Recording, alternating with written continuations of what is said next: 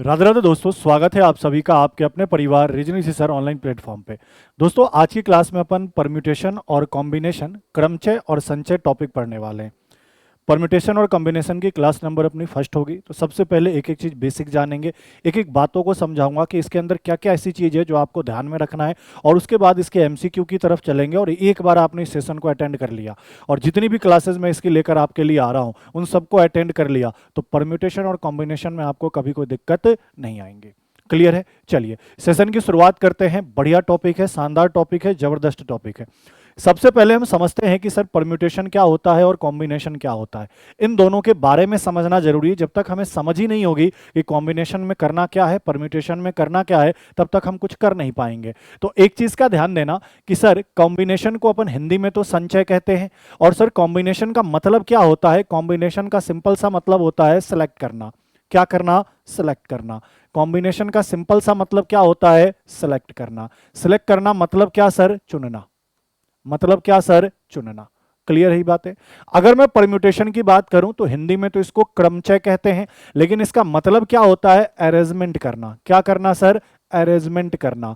Arrangement करना मतलब क्या करना सर? व्यवस्थित करना। हिंदी में कहें तो क्या करना? व्यवस्थित करना। क्या करना सर? व्यवस्थित करना। क्या ये दोनों बातें क्लियर है? सर कॉम्बिनेशन को हिंदी में अपन संचय कहते हैं, और कॉम्बिनेशन का मतलब क्या होता है? सेलेक्ट करना, चुनना। परम्यूटेशन को अपन हिंदी में क्या कहते हैं? क्रमचय। और परम्यूटेशन का मतलब क्या है? अरेंज करना। अरेंजमेंट का मतलब क्या है सर? व्यवस्थित करना। अब बोलोगे सर आप ये क्या बात बोल रहे हो, समझ में तो आ नहीं रहा है। कि सर चुनना आपने बता दिया, सेलेक्ट करना आपने इसका मतलब बता दिया, और आपने यहाँ अरेंजमेंट का मतलब बताया, परम्यूटेशन का मतलब बताया, अरेंजमेंट करना या व्यवस्थित करना। सर कहना क्या चाह रहे हो ये बताओ। तो मैं कहना ये चाह रहा हूं, जैसे कि मैं छोटा सा एग्जांपल दे रहा हूं। मैंने आपसे कहा कि तीन दोस्त है मेरे, पी, एस और आर। ये तीन दोस्त है मेरे, ठीक है। इन तीनों में से किसी दो दोस्त को, सुनना मेरी बात को गौर से, तीन दोस्त है मेरे, नाम मैंने दिया पी एस आर। इन तीनों में से किसी दो दोस्त को मुझे क्या करना है? अपनी शादी में इनवाइट करना है। मुझे अपनी शादी में इन तीन दोस्तों में से किसी दो दोस्त को क्या करना है? इनवाइट करना है। तो मैं सेलेक्ट करूंगा। मैं सोचूंगा कि मुझे दो दोस्तों को इनवाइट करना है, तो हो सकता है मैं पी और एस को इनवाइट कर लूं, सेलेक्ट कर लूं। हो सकता है मैं एस और आर को सेलेक्ट कर लूं। बोलोगे जी सर, और ऐसा भी तो हो सकता है मैं पी को सेलेक्ट कर लूं और आर को सेलेक्ट कर लूं। अगर इन तीन दोस्तों में से मुझे दो को ही सेलेक्ट करना है, अपनी शादी में इनविटेशन देना है, शादी में बुलाना है, तो मैं क्या कर सकता हूं? मैं ऐसा कर सकता हूं पी और एस को बुला लूं शादी में, या ऐसा कर सकता हूं एस और आर को बुला लूं शादी में, या ऐसा कर सकता हूं पी और आर को शादी में बुला लूं। इसका मतलब क्या हुआ? इसका सिंपल सा मतलब ये हुआ सर कि इन तीन दोस्तों में से मैंने चुनना शुरू किया। और कितने तरीके से मैं चुन सकता हूं अपनी शादी में इनविटेशन के लिए? तो तीन तरीके से चुन सकता हूं। हो सकता हूं इन दोनों को सेलेक्ट कर लूं, हो सकता है इन दोनों को सेलेक्ट कर लूं, हो सकता है इन दोनों को क्या कर लूं? सेलेक्ट कर लूं। तो यही मेरा क्या होता है? कॉम्बिनेशन। इसमें सिर्फ सेलेक्ट करना होता है और कुछ नहीं। अब बोलोगे सर तो परम्यूटेशन क्या होता है? तो मैं क्या कह रहा हूं भाई मेरे, सुनो। मान लो मैंने कहा दो चेयर है, ये चेयर नंबर फर्स्ट है और ये चेयर नंबर क्या है? टू है। मैंने क्या किया? तीन मेरे दोस्त है, इन तीनों में से किसी दो को मुझे अपनी शादी में क्या करना था? बुलाना था। तो मैंने सेलेक्ट किया, मैंने बोला या तो इनको बुला लूं, या तो इनको बुला लूं, या तो इन दोनों को बुला लूं। तो चुन तो मैंने लिया। अब इनको चुनने के बाद जब ये मेरी शादी में आए तो मैंने कहा इनको दो चेयर पे बैठाने हैं। कितने चेयर पे बैठाने हैं? दो चेयर पे। तो हो सकता है कि अगर मैंने पी और एस को सेलेक्ट किया तो पहले चेयर पे पी को बैठा दूं, दूसरे पे एस को बैठा दूं। ऐसा भी हो सकता है पहले पे एस को बैठा दूं, दूसरे पे पी को बैठा दूं।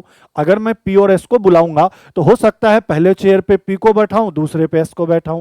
हो सकता है पहले पे एस को बैठाऊं, दूसरे पे पी को बैठाऊं। ठीक है। मान लो अगर मैंने पी और एस की जगह एस और आर को सेलेक्ट किया तो क्या कर सकता हूं मैं? पहले पर एस को बैठा दूं, दूसरे पे आर को बैठा दूं। ऐसा हो सकता है पहले पे आर को बैठा दूं, दूसरे पर एस को बैठा दूं। ये हो सकता है। बोलोगे जी सर। मान लो अगर मैंने पी और आर को सेलेक्ट किया तो हो सकता है पहले चेयर पे पी को बैठा दूं, दूसरे पर आर को बैठा दूं, पहले पर आर को बैठा दूं और दूसरे पर किसको बैठा दूं? पी को। तो आपने क्या कहा कि सर इन तीन दोस्तों में से दो दोस्त को अगर मैं सेलेक्ट करता तो कितने तरीके से सेलेक्ट करता? तीन तरीके से। और इन्हीं सेलेक्ट किए हुए को अगर मैं व्यवस्थित करता, अरेंज करता, तो कितने तरीके से अरेंज कर पाता? तो आपने कहा सर छह तरीके से अरेंज कर पाता। क्लियर है? तो यहां सिर्फ सेलेक्ट करना होता है और यहां सेलेक्ट करने के बाद अरेंज करना होता है, व्यवस्थित करना होता है कि अच्छा भाई साहब पी ना वाले आप पहले वाले चेयर पे बैठ जाइए, एस वाले आप दूसरे पे बैठ जाइए, या फिर एस वाले आप पहले पे बैठ जाइए, पी वाले आप दूसरे पे बैठ जाइए। तो इसको तो आपने क्या कहा सर, एक व्यवस्था प्रदान करी, एक अरेंजमेंट किया, एक सीक्वेंसिंग किया। तो टोटल आप कितने तरीके से इसको अरेंज कर सकते हो, व्यवस्थित कर सकते हो? तो 6 तरीके से। तो यही तो मेरा होता है परम्यूटेशन और यही मेरा क्या होता है? कॉम्बिनेशन। क्लियर है ये बातें? तो हमेशा ध्यान रखना, जब भी क्वेश्चन में आपसे कह दिया जाए कि 4 लड़के में से 5 को सेलेक्ट करो, सॉरी 4 लड़के में से 3 को सेलेक्ट करो, 10 लड़कियों में से 2 को सेलेक्ट करो, तो सर वहां चुनना है। लेकिन जब उनको व्यवस्थित करने की बात हो जाए, उनको बैठक व्यवस्था बैठाने की बात हो जाए या अरेंजमेंट करने की बात हो जाए, तब आप हमेशा क्या लगाओगे? परम्यूटेशन लगाओगे। तो मेरे हिसाब से आपको कॉम्बिनेशन और परम्यूटेशन का मतलब समझ में आया होगा कि एक्चुअल में सर ये चीज है क्या। क्या कहानी क्लियर है? अब बोलोगे जी सर कहानी क्लियर है, आगे की कहानी क्या है? अब आगे की कहानी सिंपल सी इतनी है कि जैसे मान लो यहां पे 3 दोस्त थे, 3 में से 2 को सेलेक्ट करना था, तो मैंने मैनुअली इनको सेलेक्ट कर लिया 3 तरीके से। लेकिन मान लो अगर क्वेश्चन में 10 लोग हो, 10 में से 5 को सेलेक्ट करना हो, तो फिर मैनुअली सेलेक्ट करेंगे तो टाइम खराब होगा। बोलो हाँ या ना? जैसे यहां पे 3 दोस्त थे, 3 में से 2 को सेलेक्ट किया था और उन 2 को चेयर पे बैठाना था, तो सर मैंने कितने तरीके से बैठा दिया? 6 तरीके से। लेकिन मान लो हो सकता था कि 10 दोस्त होते, 10 दोस्तों में से 5 को सेलेक्ट किया होता और 5 को अगर बैठाना होता चेयर पे व्यवस्थित तरीके से अरेंज कर करके, तो सर इसको बैठाने में टाइम लगता। तो इसके लिए एक फॉर्मूला बना। इसके लिए क्या बना? फॉर्मूला। क्या फॉर्मूला बना? कि जब भी आपको परम्यूटेशन निकालना हो, परम्यूटेशन शुरू कहां से होता है? पी से। तो आपको क्या करना है? एन में से आर लोगों को बैठाना है। एन में से आर लोगों को क्या बैठाना है? तो आप कहोगे एनपीआर। एन व्यक्तियों में से आर लोगों का अरेंजमेंट करना है, तो आप उसको क्या कहोगे? एनपीआर। और एन लोगों में से आर लोगों को अगर चुनना होगा, एन लोगों में से आर लोगों को अगर चुनना होगा, तो उसको क्या कहोगे? एनसीआर। अब सर ये एनपीआर का फॉर्मूला क्या बनेगा? तो ये फॉर्मूला सिंपल बनेगा, फैक्टोरियल एन बटा एन माइनस आर फैक्टोरियल। ठीक है सर, ये एनसीआर का फॉर्मूला क्या बनेगा? तो सर फैक्टोरियल एन बटा एन माइनस आर फैक्टोरियल और फैक्टोरियल आर। ठीक है ये बात कि सर जब भी चुनने की बात होगी तो एनसीआर, इसका मतलब क्या है कि एन लोगों में से आर को मैंने क्या किया? सेलेक्ट किया। जब भी व्यवस्थित करने की बात होगी, अरेंजमेंट की बात होगी, तो आप एन में से आर को, इसका मतलब क्या है? एन में से आर लोगों को आप क्या कर रहे हो? व्यवस्थित कर रहे हो। तो ये NPR. NPR permutation, NCR combination. Combination select करना, परम्यूटेशन अरेंजमेंट करना। क्या क्लियर है ये बात है? अब कैसे? तो सर इसके लिए एक फॉर्मूला बना, क्या बना? फैक्टोरियल एन बटा एन माइनस आर। और इसके लिए फॉर्मूला बना फैक्टोरियल एन बटा एन माइनस आर फैक्टोरियल और आर फैक्टोरियल। अब बोलोगे सर इसकी जरूरत क्यों है? इसकी जरूरत इसलिए है क्योंकि सर जब क्वेश्चन में कैलकुलेशन बढ़ेगा, डेटा बढ़ेगा, तो आसानी से इस फॉर्मूले से हम सेलेक्ट कर क्वेश्चन को सॉल्व कर पाए। अब जैसे देखो, मैंने कहा कि टोटल कितने दोस्त थे? 3। और 3 में से मुझे कितने सेलेक्ट करने थे? 2। तो मैंने कहा सेलेक्ट करने की बात होगी तो 3 में से 2 सेलेक्ट करेंगे तो 3c2। अच्छा 3c2 को सॉल्व करने का तरीका क्या बताया? सर n फैक्टोरियल n, तो n का मान कितना है? 3। 3 फैक्टोरियल बटा n माइनस आर, मतलब 3 माइनस 2 फैक्टोरियल, और फिर क्या? R factorial. इनको सॉल्व किया। सर फैक्टोरियल 3 का मान कितना होता है? 6 होता है। कैसे होता है ये अभी आपको समझाऊंगा। 3 में से 2 घटाओगे 1, फैक्टोरियल 1 का मान 1, और सर यहां फैक्टोरियल 2 का मान कितना होता है? 2। 2 से मैंने इसको काटा, अभी भी आंसर क्या रहा? 3। क्या बात क्लियर है कि अगर 3 में से 2 को सेलेक्ट करने हैं तो सर टोटल कितने तरीके से सेलेक्ट कर पाऊंगा? 3 तरीके से। फॉर्मूले से भी वही आंसर आया और मैनुअली भी वही आंसर आया। लेकिन मैनुअली हर क्वेश्चन को करना संभव नहीं है, इसीलिए फॉर्मूला हम क्या कर रहे हैं? यूज कर रहे हैं। सेम चीज यहां पे है कि सर यहां अरेंजमेंट करना था दोस्तों का, तो कितने तरीके से हम अरेंजमेंट कर पाए? 6 तरीके से। लेकिन हम चाहें तो इसको फॉर्मूले से भी कर पाएंगे। कैसे? तो देखो सर टोटल 3 दोस्त थे और 3 में से कितने को हमें अरेंज करना था? 2 को। 3 में से कितने को अरेंज करना था? 2 को। तो 3p2 अरेंज करना है तो 3p2। सर फॉर्मूला क्या होगा? सर फैक्टोरियल एन, एन का मान कितना है? 3। 3 फैक्टोरियल बटा 3 minus 2 N minus R factorial. यही तो पढ़ा है आपने। सर फैक्टोरियल 3 का मान कितना होगा? 6। 3 में से 2 घटेगा 1, फैक्टोरियल 1 का मान 1 होगा, और 6 में 1 का भाग लगाएंगे तो अभी भी आंसर क्या रहा? 6 रहा। क्लियर है? तो आपको ध्यान देना है कि जब भी कॉम्बिनेशन यूज करना है तो ये फॉर्मूला लगा लेंगे, और आंसर निकाल लेंगे। और जब भी परम्यूटेशन यूज करना है, अरेंजमेंट करना है, तो ये फॉर्मूला लगा लेंगे और आंसर निकाल लेंगे। मैनुअली करके टाइम खराब नहीं करेंगे। ये तो बस आपको समझाने के लिए था। क्या कहानी क्लियर है? ये दोनों चीज समझ गए, क्रमचय संचय, ये समझ में आया, फॉर्मूला समझ में आया। अब आगे बढ़ते हैं। अब सबसे पहली बात, सर ये फैक्टोरियल होता क्या है। उसके बाद सर परम्यूटेशन और कॉम्बिनेशन के बारे में और कौन कौन सी ऐसी चीजें जो दिमाग में रखे ताकि क्वेश्चन को सॉल्व करते समय टाइम ना लगे। चलिए बढ़ते हैं अगले पॉइंट की तरफ। अगले पॉइंट की तरफ बढ़े तो आपको क्या क्या ध्यान रखना है, कुछ इंपॉर्टेंट पॉइंट है। कुछ इंपॉर्टेंट पॉइंट है ये तो परम्यूटेशन को लेकर, जिसको हिंदी में आप क्रमचय कहते हैं, और ये कॉम्बिनेशन को लेकर, जिसको आप हिंदी में संचय कहते हैं। क्या ये बात क्लियर है? अब सर इंपॉर्टेंट पॉइंट क्या क्या है, एक एक करके लिखते जाओ। सबसे पहली बात इंपॉर्टेंट पॉइंट, कभी भी आपको एनपीआर निकालना है, मतलब एन लोगों में से आर को अरेंज करना है। एनपीआर का मतलब टोटल एन में से आर व्यक्ति को क्या करना है, अरेंज। तो फॉर्मूला यूज होगा फैक्टोरियल एन बटा एन माइनस आर फैक्टोरियल। पहला पॉइंट ये। कॉम्बिनेशन में कभी भी मान लो आपको एन में से आर व्यक्ति को सिलेक्ट करना है। टोटल कितने व्यक्ति है एन, उसमें से आर व्यक्ति को सिलेक्ट करना है, तो फॉर्मूला होगा फैक्टोरियल एन बटा एन माइनस आर फैक्टोरियल, और फैक्टोरियल कितना, आर। दूसरा, अगर मान लो आपसे ऐसा कह दिया जाए, सुनना मेरी बात को गौर से, थोड़ा सा मैं आपको यहां पे समझाना चाहूं, जरा गौर से देखो कि सर ये वाला मान लिखा है ना, एन फैक्टोरियल बटा एन माइनस आर, क्या इसकी जगह मैं ये लिख सकता हूं कि एनपीआर? बोलोगे जी सर बिल्कुल लिख सकते हैं। इसका मतलब क्या है कि यहां से एक रिजल्ट और निकल कर आ जाएगा, और वो रिजल्ट क्या निकल कर आ जाएगा, समझना मेरी बात को, कि सर एनसीआर के लिए मैं ऐसा लिख सकता हूं कि सर इस पूरे का मान तो क्या हो गया, एनपीआर, और एनपीआर में फैक्टोरियल आर का क्या लगा दूं, भाग। अगर मुझे एनसीआर निकालना है तो मैं एनपीआर में फैक्टोरियल आर का भाग लगा दूं तो भी काम चल जाएगा। और इसी को मैं इस तरीके से यहां पे लिख सकता हूं कि सर एनपीआर निकालना है तो मैं ऐसा भी कह सकता हूं कि एनसीआर में फैक्टोरियल आर का क्या कर दो, गुना। बोलो हाँ या ना। सर ये भाग में था, ये गुना में आ गया, तो एनपीआर कैसे निकाल सकते हैं, एनसीआर में फैक्टोरियल आर का क्या करके, गुना करके। बोलोगे ये सब क्या काम में आएगा, बहुत काम में आता है।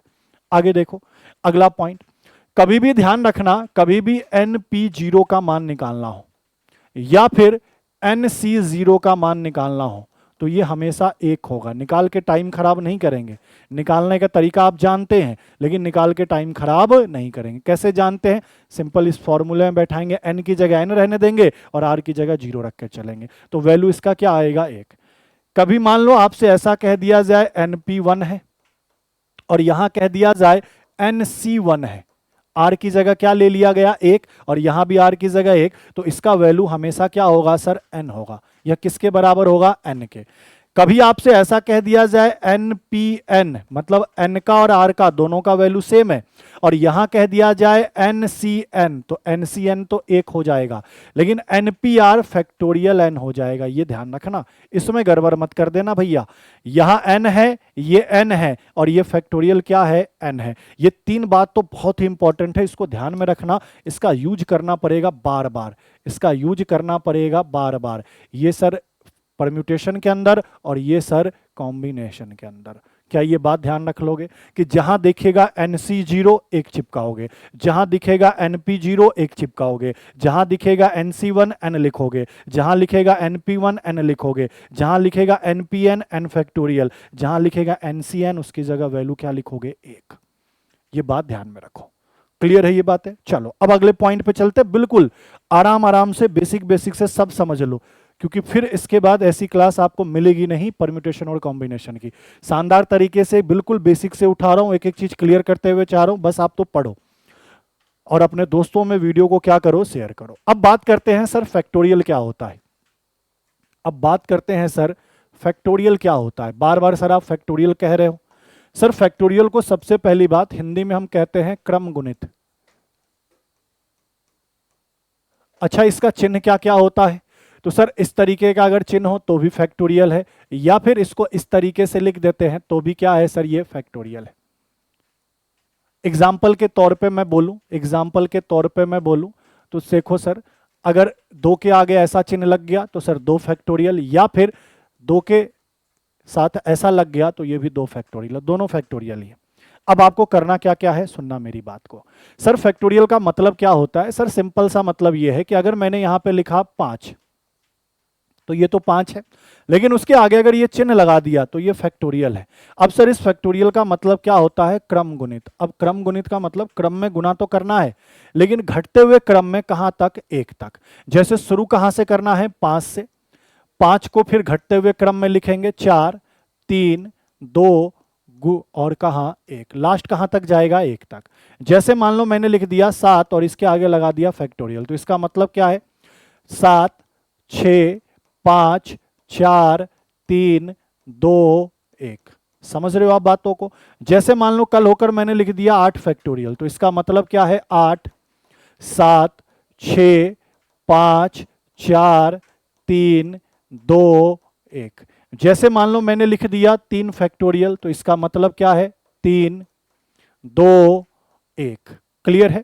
तो सर कभी भी किसी के आगे अगर फैक्टोरियल का चिन्ह लग जाए, उसका मतलब क्या है कि वहां से घटते हुए क्रम में लिखते जाना है। कहां तक? 1 तक। जैसे 5 लिखा है फैक्टोरियल, तो 5 से शुरू करोगे और घटते क्रम में 1 पे। 7 लिखा है तो 7 से शुरू करोगे घटते हुए क्रम में 1 तक। 8 लिखा है, 8 से शुरू करोगे घटते हुए क्रम में 1 तक। 3 लिखा है, 3 से शुरू करोगे घटते हुए क्रम में कहां तक? 1 तक। तो सर फैक्टोरियल का मतलब ये होता है। अब सर आपको क्या क्या दिमाग में रखना है? क्या ऐसी चीज है जो आप दिमाग में रखो तो काम चलेगा? तो इसको याद करना है। याद करना मतलब भैया दिमाग में बैठा लेना। बैठा लोगे ना तो क्वेश्चन करने में सुविधा होगा। जैसे एक एक करके लिखो। कभी भी आपसे अगर ऐसा कह दिया जाए कि सर फैक्टोरियल 0 का मान क्या होता है, तो आप कहोगे 1 होता है। कभी भी आपसे कह दिया जाए सर फैक्टोरियल 1 का मान क्या होता है, तो भी सर 1 होता है। कभी आपसे कहा जाए फैक्टोरियल 2 का मान क्या होता है, तो आप कहोगे 2 होता है। कभी आपसे कहा जाए फैक्टोरियल 3 का मान क्या होता है, तो 6 होता है। कैसे? तो 3 गुना 2 गुना 1, तो 3 दूनी 6। वैसे कभी आपसे कहा जाए कि फैक्टोरियल 4 का मान क्या होता है, तो आप कहोगे 24 होता है। ये सब डायरेक्ट याद करना। फैक्टोरियल 5 का मान क्या होता है, तो डायरेक्ट याद होना चाहिए 120। मान लो बोले फैक्टोरियल 6 का मान क्या होता है, तो डायरेक्ट याद होना चाहिए 720। मान लो आपसे कहा जाए फैक्टोरियल 7 का मान क्या होता है, डायरेक्ट याद होना चाहिए 5040। और लास्ट आप याद रखना, मान लो आपको फैक्टोरियल 8 का पूछा जाए तो आप कहोगे 40,320।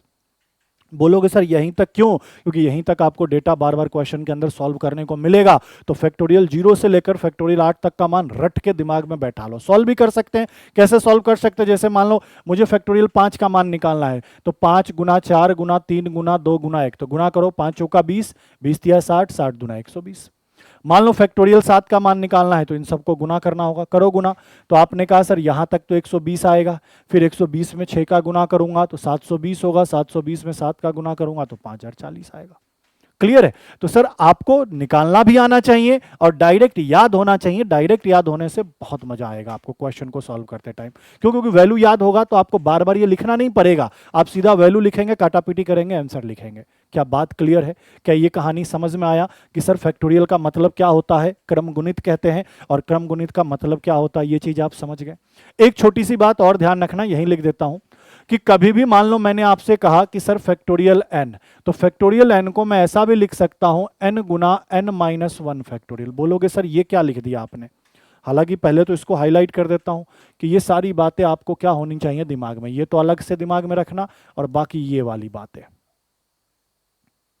ये वाली बातें अलग से दिमाग में रखना। बोलोगे सर ये क्या होता है? ये कुछ नहीं होता है, एक छोटा सा रूप है फैक्टोरियल का। कैसे?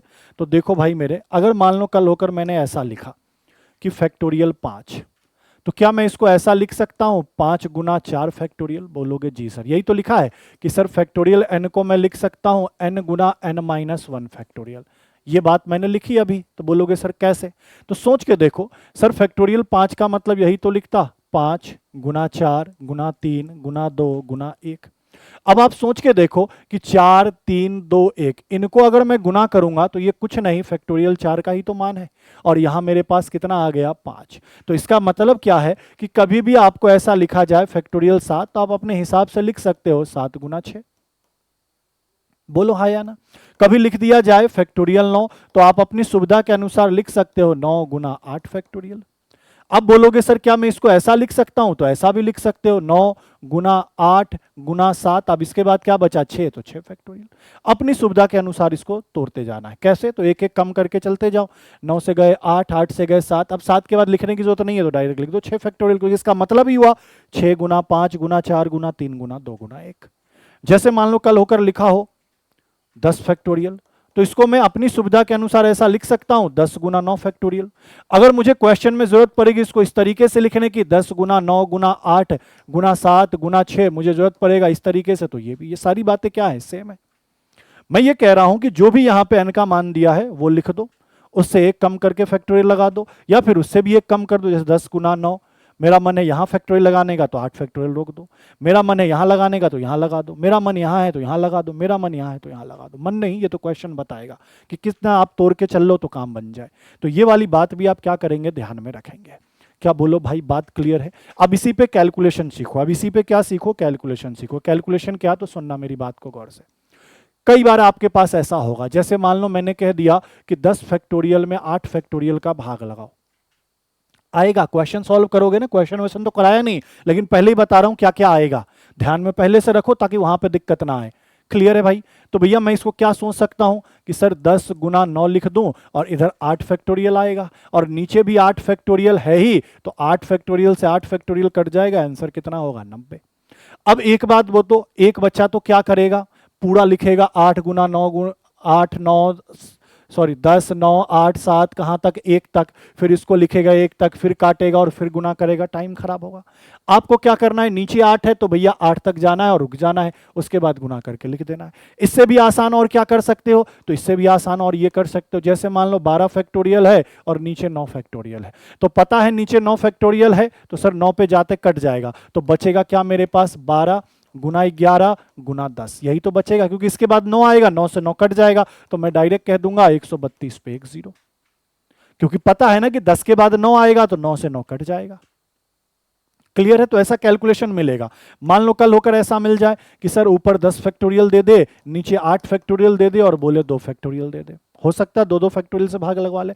तो आप देखो ना सबसे ज्यादा कितना है, तो सर नीचे सबसे ज्यादा मुझे 8 फैक्टोरियल दिख रहा है, तो मेरा काम क्या है, 10 गुना 9 लिख दूं, क्योंकि 8 से 8 कट जाएगा, और नीचे क्या बचा, 2 फैक्टोरियल, 2 फैक्टोरियल का मान दो, 2 से कितनी बार कटेगा, 5 बार, 9 पंचे 45। अब समझ रहे हो कैलकुलेशन करने का तरीका? ये सब कैलकुलेशन का तरीका पहले सीख लो, ताकि भैया क्वेश्चन में ये मत पूछते बोलो सर ये कहां से किया, ये कैसे आया, वो कैसे आया। तो इसीलिए पहली क्लास खुद भी देखो, दोस्तों को भी बताओ कि परम्यूटेशन कॉम्बिनेशन बिल्कुल बेसिक से एकदम बच्चों की तरह शुरू किया। जिन्होंने कुछ नहीं पढ़ा है ना, या कहीं पढ़ भी लिया है, तो एक बार पढ़ के देखो मजा आ रहा है या नहीं आ रहा है। क्लियर ही बात है? जैसे मान लो और ले लूं, मैंने कह दिया कि 8 फैक्टोरियल है और नीचे मेरे पास 5 फैक्टोरियल और 3 फैक्टोरियल का भाग लगाना है, तो मैं ऐसा सोच सकता हूं कि ऊपर तो 8 गुना 6 लिख दूं, क्योंकि इसके बाद 5 फैक्टोरियल लिखूंगा तो 5 से 5 तो कट जाएगा, और नीचे मेरे पास कितना है, 3 फैक्टोरियल, और 3 फैक्टोरियल के मैं क्या लिख सकता हूं, 6, तो 6 से 6 कट गया, आंसर कितना, 8। बोलो भाई समझ में आया?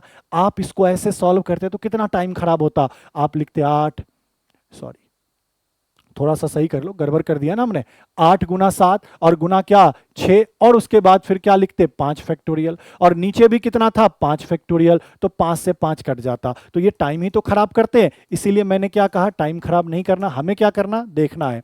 8 को लिखा 8 7 6, नीचे 5 था तो 5 से 5 कट गया, अब क्या बचा नीचे 3 फैक्टोरियल, 3 फैक्टोरियल का मान कितना 6, 6 से 6 काट दिया, 8 से तो कितना 56। जैसे और देखो, मान लो मैंने कह दिया 7 फैक्टोरियल है बटा 2 फैक्टोरियल है और 3 फैक्टोरियल है, मान लो एक और फैक्टोरियल है 4 फैक्टोरियल, इसका भाग लगाओ, तो आप क्या कहोगे, सर ऊपर मैं काम करता हूं 7 गुना 6 गुना 5 लिख लेता हूं, 7 6 5, इसके बाद क्या आएगा 4, तो 4 फैक्टोरियल से ये 4 फैक्टोरियल कट जाएगा, बोलोगे जी सर। अब नीचे क्या बचा 2, तो 2 फैक्टोरियल का मान 2 होता है, हमने याद कर रखा है, 3 फैक्टोरियल का मान 6 होता है, हमने याद कर रखा है, तो सर ये 6 से 6 भी कट जाएगा, तो ऊपर आएगा 35 और नीचे आएगा 2। क्या भाई बात समझ में आया या नहीं आया, कैसे कैलकुलेशन करना है? तो ये सारा कैलकुलेशन ध्यान रखना, जब क्वेश्चन आएगा तो डरने घबराने की जरूरत नहीं है, आसानी से तुरंत निपटा देना। क्लियर है ये बात? देख लो एक बार पूरी क्लास, इसके बाद ये भी क्लियर कर लेना, ये वाली चीज भी क्लियर होनी चाहिए। ठीक है भाई, चलो अब ये तो सीख गए कि सर फैक्टोरियल की चीजें सीख गए, कि फैक्टोरियल कैसे कैलकुलेट करते हैं वो सीख गए। अब क्या सीखना है सर, अगर कभी भी ऐसे वैल्यू दे दे NPR, इसको सॉल्व करने का तरीका क्या होगा? तो सर एक तो हमने फॉर्मूला पढ़ा फैक्टोरियल n बटा n माइनस आर। तो क्या हर बार फॉर्मूला याद रखने की जरूरत है? अरे कुछ नहीं याद रखने की जरूरत है, बिना फॉर्मूले का काम होगा। कैसे होगा देखो अभी सिखाता हूं। मान लो मैंने कह दिया 3p2 को सॉल्व करो, तो आप क्या करते? बेसिक से करते तो फॉर्मूला लगाते, n का मान 3 तो 3 फैक्टोरियल, फिर 3 माइनस 2 और ब्रैकेट लगा के फैक्टोरियल, यहां लिखते 3 फैक्टोरियल, यहां लिखते 3 माइनस 2 1 फैक्टोरियल। तो 3 फैक्टोरियल का मान 6 होता, 1 फैक्टोरियल का मान 1 होता, 6 में 1 का भाग लगाते और आंसर लिखते 6। यही तो करते हैं। लेकिन मैं बोलूं बच्चे ऐसे नहीं करना, ऐसे नहीं करना, ऐसे टाइम खराब होता है। आपको कैसे करना? तो जो मैं समझा रहा हूं वैसे करना। अब इस पे आपका फोकस होना चाहिए, स्टार लगा देता हूं। अब जो तुम्हारा फोकस होना चाहिए वो यहां से होना चाहिए, यहां से आपका फोकस क्या होना चाहिए भैया? स्टार्ट। अब कैसे स्टार्ट करोगे? तो देखो, सुनना गौर से, क्योंकि सुनने का काम ज्यादा है। सर यहां आर की जगह कितना है? 2। आर की जगह कितना है? 2। तो 3 को घटते हुए क्रम में 2 बार लिख दो। तो आपने कहा 3 गुना 2, आंसर कितना? 6। अभी भी समझ में नहीं आया होगा मुझे पता है, तो और एग्जांपल ले लूं। क्लियर है? 5p3। सर आर की जगह कितना है? 3। तो 5 को घटते हुए क्रम में 3 बार लिखो, 5 गुना 4 गुना 3। 1 2 3 बार लिख दिया, 5 को घटते हुए क्रम में गुना कर लो। 12 पंचे सॉरी 4 तिहाई 12, 12 पंचे 60। अभी भी नहीं आया, कोई बात नहीं, और एग्जांपल लेता हूं। 8p2। आर की जगह कितना है सर? 2। तो 8 को घटते हुए क्रम में 2 बार लिखो, 8 गुना 7। हो गया काम खत्म, 2 बार ही लिखना क्योंकि आर की जगह 2 है। 8 सतु 56। बोलो अब भी समझ में आया? नहीं आया? कुछ तो कहो। बोलोगे सर ये क्या जादू है? ये जादू है। जैसे देखो, मान लो मैंने कह दिया 8p5, मैंने कहा इसको सॉल्व करो, तो आपको क्या करना है? यहां आर की जगह कितना है? 5। तो 8 से शुरू करो और कहां तक जाओ? 5 बार लिख दो। 8 के बाद 7, 7 के बाद 6, 6 के बाद 5 और 5 के बाद 4। टोटल 5 पद आ गए। 1 2 3 4 5। 5 बारी क्यों लिखा? क्योंकि आर की जगह 5 था। इनको गुना कर लेते, वही मेरा क्या होता? आंसर होता। अब हालांकि गुना कैसे करोगे? लो तुरंत ही निपटा दो। सर ये 5 चौका 20 है और 6 का गुना कर दूंगा तो 20 गुना 6 120 हो जाएगा, और यहाँ 8 सतु 56 कर दूंगा। अब 12 से करूंगा, 12 पंचे 60, 600, 12 छक 72। सर 672 पे एक जीरो बैठा दीजिए, काम खत्म। मान लो कल होकर मैंने कहता 7p और 4 को सॉल्व करो या 3 को सॉल्व करो, तो आप क्या कहते? सर 7p3, आर की जगह कितना है? 3। तो शुरू कहां से करेंगे? 7 से। 7 के बाद क्या लिखेंगे? 6, और 6 के बाद क्या लिखेंगे? 5। 3 पद ही लिखने, 3 पद लिख दिया, गुना कर दो। तो आपने कहा सर ये 30 होगा और ये 7 होगा, 7 3 21, कहने का मतलब 210, काम खत्म। इस तरीके से एनपीआर को आपको सॉल्व करना, कोई फॉर्मूला नहीं, नहीं याद करो फॉर्मूला, क्या दिक्कत है? मान लो मैंने कहा 5p और 2 सॉल्व करना है, तो आपने कहा आर की जगह कितना है? 2। तो 5 लिखो और गुना क्या लिखो? 4। 2 पद लिख दिया तुमने, 5 चौका 20, आंसर।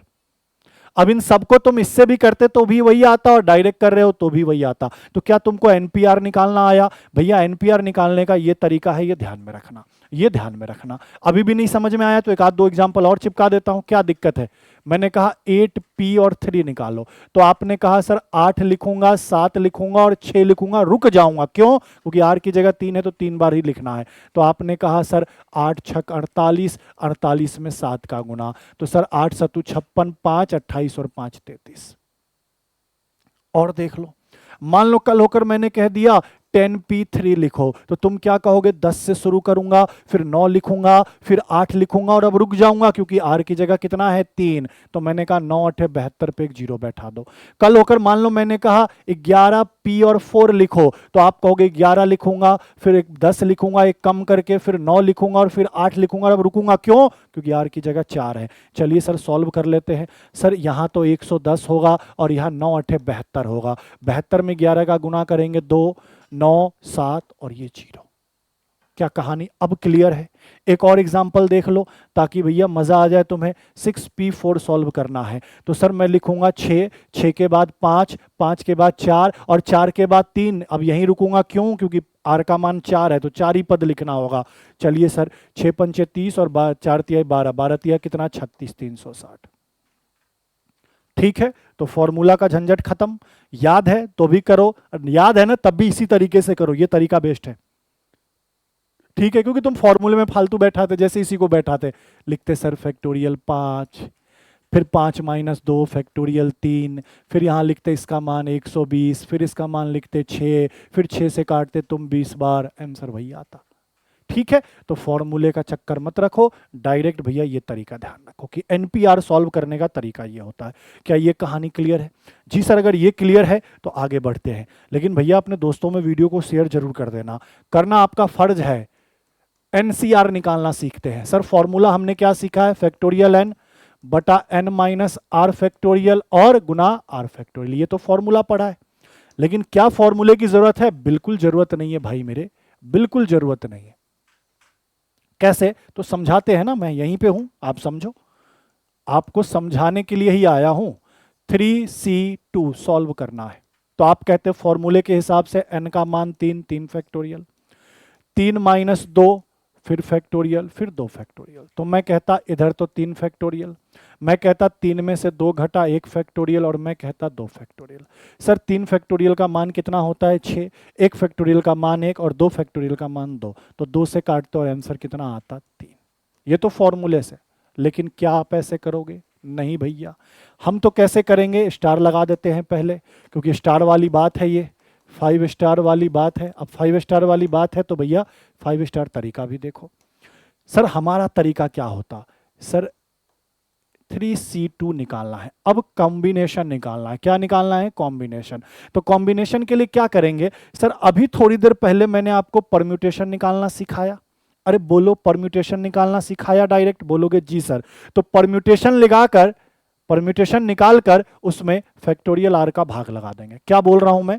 कि जब भी कॉम्बिनेशन निकालना होगा तो परम्यूटेशन निकालकर उसमें आर फैक्टोरियल का भाग लगा देंगे। कैसे? तो देखो और आसान करता हूं। अगर मैं इसका परम्यूटेशन निकालता तो मैं क्या कहता, एन को मैं कितनी बार लिखता? 3 × 2। एन का मान 3 है तो 3 को मैं 3 × 2 लिखता। 2 बार क्यों लिखता? क्योंकि सर यहाँ सी की जगह 2 है तो 2 बार लिखता। अब मैंने कहा भाग किसका लगा दोगे? तो जो नीचे होगा, नीचे 2 है तो 2 फैक्टोरियल का भाग लगा दो। देखो दोनों में अंतर क्या है। एनपीआर निकाल रहे हैं तो जैसे 6 पीआर निकालना था तो 6 को लिखा, 6 5 4 3। यहीं पे क्यों रुक गए? क्योंकि आर की जगह 4 था तो 4 पद तक ही लेना था। तो वही चीज यहां कह रहा हूं कि 3C2 निकालना है तो सबसे पहले आर की जगह 2 है तो 3 को लिखो, 3 × 2, और लास्ट में जो भी नीचे है ना, जो भी आर की जगह वैल्यू, उसका भाग लगा दो। तो आपने कहा 2 है तो 2 फैक्टोरियल का भाग। तो आपने कहा सर ये 3 दूनी 6 और 2 फैक्टोरियल का मान 2 होता है, 2 से कितनी बार कटेगा? 3 बार। अभी भी उत्तर वही रहा, फॉर्मूला याद करने की जरूरत नहीं। और एग्जाम्पल देखो, मैंने कहा 4C2 निकालो, तो आपने कहा सर 4 × 3 लिखूंगा। मैंने इसको 2 बार ही क्यों लिखा? क्योंकि आर का मान 2 था। अब नीचे 2 है तो 2 फैक्टोरियल का भाग लगा दूंगा। तो मैंने कहा ऊपर तो 12 होगा और 2 फैक्टोरियल मतलब 2 होगा, 2 से काटूंगा कितनी बार? 6 बार, आंसर। और एग्जाम्पल देखो, एग्जाम्पल की कमी नहीं है, तब तक देखो जब तक समझ में ना आ जाए। जैसे 11C3 निकालना है तो मैं क्या कहूंगा? सर आर की जगह कितना है? 3, तो पहले मैं लिखूंगा 11 × 10 × 9, 3 पद तक रुक जाएंगे। उसके बाद सर आर की जगह 3 है तो 3 फैक्टोरियल का भाग लगा देंगे। तो मैंने कहा ऊपर तो क्या होगा? तो सर 990 होगा, और नीचे क्या होगा? तो 3 फैक्टोरियल का मान 6 होगा। क्या 6 से ये वैल्यू कटेगा? काट के देखते हैं। 6 कम कितना? 6। आपने कहा सर ये कितना बनेगा? 19। 6 कम 6 ये कितना बनेगा? सर 39। तो फिर आपने कहा सर 6 बार, और ये कितनी बार? 5 बार। कितना आ गया? सर 165। सही काटा है ना? 6 से होता ये 300, ठीक है, क्लियर है। 165 अपने क्वेश्चन का क्या होता? सही उत्तर। जैसे मान लो मैंने आपसे कहा 9C4 सॉल्व करो, तो आप क्या कहते? सर यहां 9 लिखता, 8 लिखता, 7 लिखता और फिर 6 लिखता और रुक जाता। क्यों रुक जाता? क्योंकि आर की जगह 4 है तो 4 पद तक ही लिखना है, और नीचे भाग किसका लगाता? 4 फैक्टोरियल का। मुझे आप बताओ सर, इसको गुना करके टाइम खराब ना करते हैं? 9 × 8 × 7 × 6 ही रहने देते हैं। नीचे 4 है तो 4 फैक्टोरियल का मान कितना होता है? 24। तो लीजिए सर 24। तो 8 से कितनी बार? 3 बार। 3 से कितनी बार? 2 बार। तो मुझे बताओ 7 दूनी 14 और 14 का 9 गुना कितना? 126। समझ रहे हो एनसीआर कैसे निकालते हैं? और एग्जाम्पल चिपकाता हूं। मैंने कहा 8C5 को सॉल्व करो, आपने कहा कर देंगे सर 8 × 7 गुना 6 गुना 5 और गुना 4, ये 5 पद लिख दिए। 5 पद तक ही क्यों लिखा घटते क्रम में? क्योंकि सर आर की जगह 5 था। अब नीचे किसका भाग लगेगा? 5 फैक्टोरियल का। सर 5 फैक्टोरियल का मान हमें याद है, पहले ऊपर क्या था? 8 गुना 7 गुना 6 गुना 5 गुना 4, और नीचे क्या है? 5 फैक्टोरियल। 5 फैक्टोरियल का मान कितना? 120। अब बताओ सर कितनी बार में काटा पीटी हो सकता है? मैं कह सकता हूं 8 से ये कट जाएगा 15 बार में, 15 8 120 होता है। मैं कह सकता हूं 5 से कट जाएगा ये 3 बार में। मैं कह सकता हूं 3 से ये कट जाएगा 2 बार में। तो 7 दूनी 14 और 14 चौका कितना? 56। कहानी क्लियर है भाई मेरे? समझ में आ रहा है? और एग्जाम्पल देखो भैया, मैंने कह दिया 9C5 को सॉल्व करो। आपने कहा सर मैं 9 लिखूंगा, और क्या लिखूंगा? 8 लिखूंगा, फिर 7 लिखूंगा, फिर 6 लिखूंगा, फिर 5 लिखूंगा, और यहीं पे रुक जाऊंगा। क्यों रुक जाऊंगा? ये सर सी का मान 5 है। सी का मान 5 है तो 5 पद तक ही। नीचे किसका भाग लगाऊंगा? अब डायरेक्ट भाग लगाओ। नीचे 5 है तो 5 फैक्टोरियल। 5 फैक्टोरियल का मान हमने क्या याद कर रखा है? 120। बोला है ना, याद कर लो। वही सर 8 से ये कितनी बार में कट जाएगा? तो आपने कहा 15 बार में। 5 से कितनी बार में? 3 बार में। 3 से कितनी बार में? 2 बार में। तो 7 दूनी 14 और 14 नमा कितना? 126। बोलो क्या यहां तक की कहानी क्लियर है? अब एक चीज गौर किया होगा, नहीं गौर किया तो गौर करवा देता हूं। एक चीज गौर किया होगा, आप बोलोगे सर क्या? लो भैया, ये वाला जो मान निकाला है ना 9C4, आंसर 126 आया है जी सर। ये जो मान निकाला है ना 9C5, आंसर अभी भी 126 आया। सर ये दोनों कैसे बराबर आया है? इसका क्या लॉजिक है?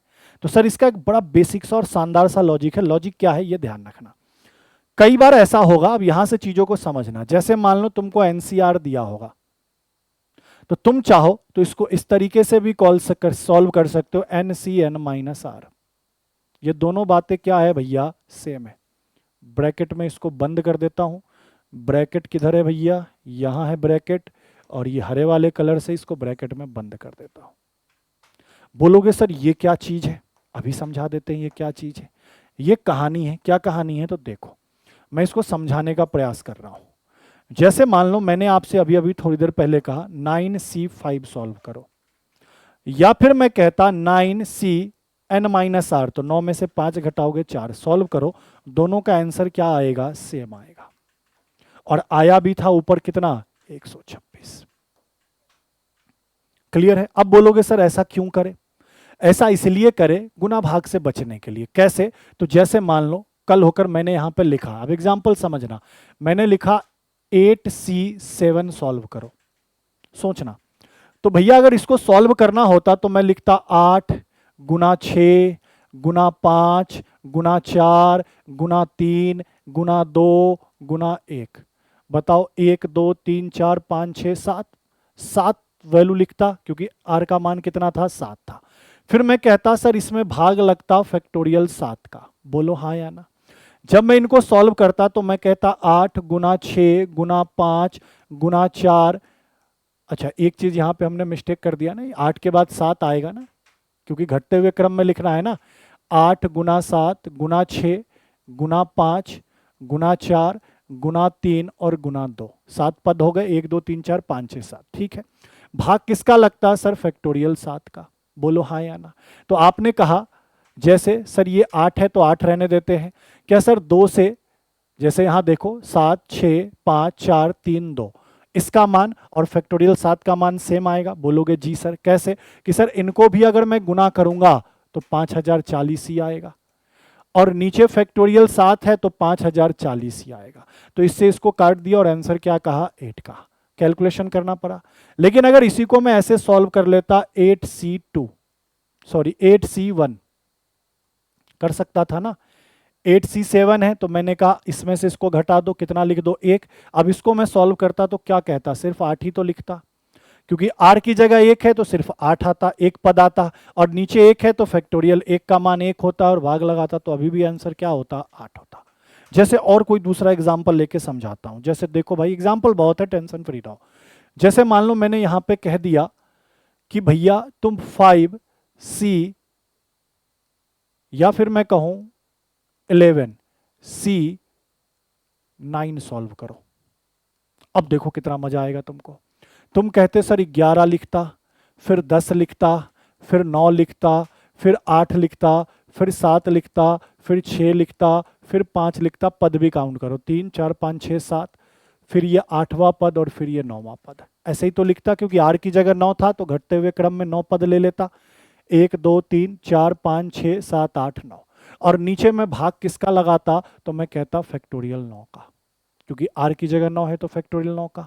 अब सर फैक्टोरियल 9 को मैं ज़्यादा ज़्यादा क्या लिख सकता हूं, अगर इसको मैं सॉल्व करने जाता, मैं पूरा कैलकुलेशन कर देता हूं, आपको खुद समझ में आता कि सर कितना गुना भाग बढ़ रहा है।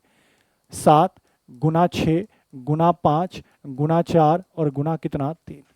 मैं फैक्टोरियल 9 को क्या लिख सकता ज़्यादा था, मैं लिखता 9 गुना 8 गुना 7 गुना 6 गुना 5 गुना 4 गुना 3 गुना 2 गुना 1। बोलो यही लिखता या नहीं लिखता, बोलते जी सर यही लिखते, क्योंकि फैक्टोरियल 9 का मतलब यही होता है, 9 से घटते हुए क्रम में शुरू करेंगे और 1 तक लिख देंगे। ठीक है सर, तो बताओ सर 9 9 कट गया, 8 8 कट गया, 7 7 कट गया, 6 6 कट गया, 5 5 कट गया, 4 4 कट गया, 3 3 कट गया। अब यहां मैं 2 से काटता इसको कितनी बार, 5 बार, और फिर मैं कहता 11 पचे कितना 55। अब इतना कैलकुलेशन के बाद मेरा आंसर आया 55। लेकिन अगर यही रूल मुझे पता होता, कौन सा रूल, कि सर NCR लूं या NCN-R लूं, बात बराबर होगा, तो 11C2 निकालते। कैसे, तो n की जगह 11 और इन दोनों का अंतर कितना 2 निकालते, तो आसान हो जाता। कैसे, 11 गुना 10 लिखता मैं, क्योंकि r का मान 2 है तो 2 ही पद लिखता, और नीचे 2 है तो फैक्टोरियल 2 लगाता। मैं आगे कहता 11 गुना 10 और यहाँ फैक्टोरियल 2 का मान 2, 2 से कितनी बार 5 बार, तो मैं कहता है आंसर 55। तो बताओ ये आसान लगा, ये आसान लगा, तो बोलोगे ये आसान लगा। तो इसीलिए मैं समझाना चाह रहा था कि ये वाली चीज याद रखना, कभी भी किसी कैलकुलेशन को करने में टाइम ज्यादा लगे एनसीआर के अंदर, तो इससे ना करके इससे सॉल्व कर लेना। कैसे, तो देखो सर 9C5 है, तो 5 की जगह मैं क्या लिख सकता हूं, 5 से कम, तो आपने कहा 9 में से 5 घटा दो 4 लिख सकता हूं। यहां मैंने कहा 8C7 है, तो सर 7 बार यहां पद लिखना पड़ता घटते हुए क्रम में, और फिर फैक्टोरियल 7 का भाग लगाना, तो उससे अच्छा क्या है 8 में से 7 घटाओ कितना 1, आसान हो जाता। जैसे यहां पे भी आसान हो जाता। अब मैं क्वेश्चन लिख रहा हूं, देखो आप खुद बताओ किससे सॉल्व करना उचित होगा।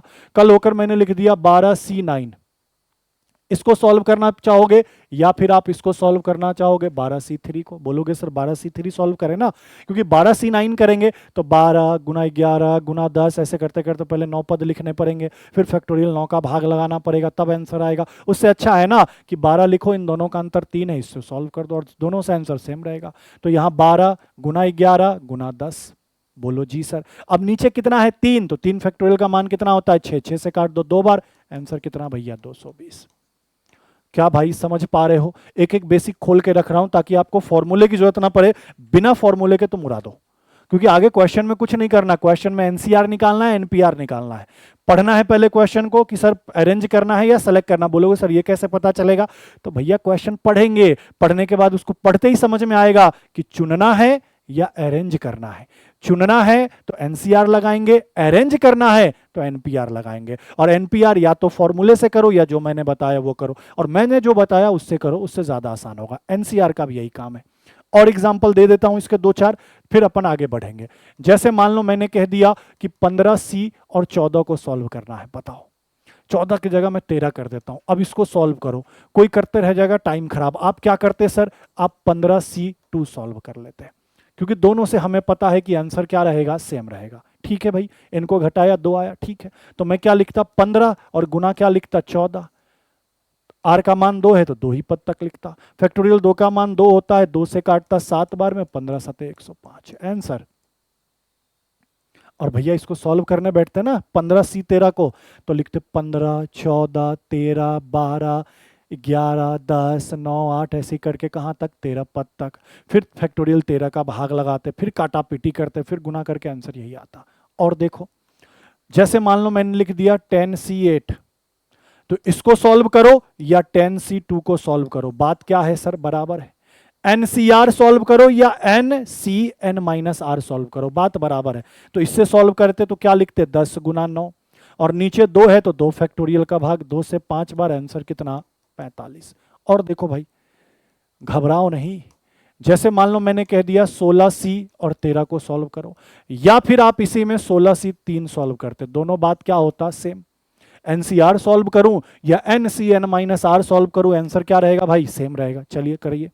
आप क्या लिखते, 16 गुना 15 गुना 14, और नीचे क्या होता, तो आप कहते 3 है, तो 3 फैक्टोरियल का मान कितना होता है, 6। जानते हो ना, याद करने के लिए बोला है ना, फैक्टोरियल 0 से लेकर फैक्टोरियल 8 तक का मान रट जाओ, रटोगे तो ज्यादा सही रहेगा। अब बताओ सर 6 है, 3 से 2 बार, ठीक है भैया, 3 से 5 बार, 2 से 8 बार।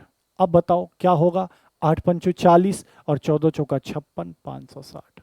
काम खत्म। और एग्जाम्पल देख लो, कल होकर मान लो मैंने कहा 19C और 15 सॉल्व करो, तो बोलोगे सर मैं तो ये नहीं सॉल्व करूंगा, मैं तो इसको सॉल्व करूंगा क्योंकि ये सॉल्व करना ज़्यादा आसान है। बोलोगे जी सर करिए सर, 19 गुना 18 गुना 17 गुना 16, बस घटते हुए क्रम में, जैसे कई बार मैं मिस कर जाता हूं तो मिस मत करना, नहीं तो आंसर गलत हो जाएगा।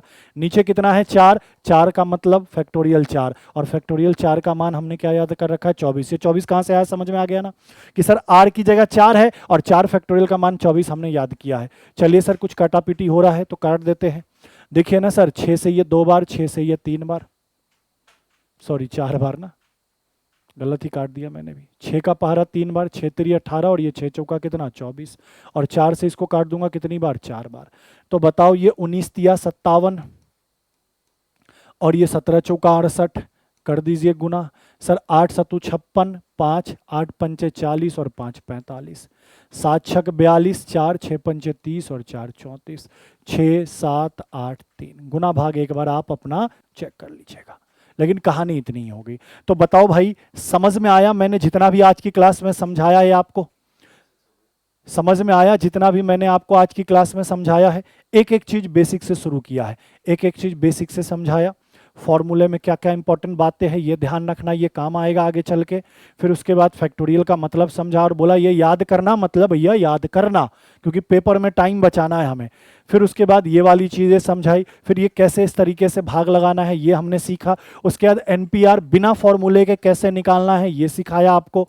उसके बाद एनसीआर बिना फॉर्मूले के कैसे निकालना है ये सिखाया। और फिर बोला जब एनसीआर में डेटा डिफिकल्ट होने लग जाए तो ये वाली चीज ध्यान रखना, एनसीआर का मान निकालूं या एनसीएन माइनस आर का मान निकालूं, ये बातें क्या रहेंगी, सेम, और इससे फिर हमारा कैलकुलेशन क्या बनेगा, आसान।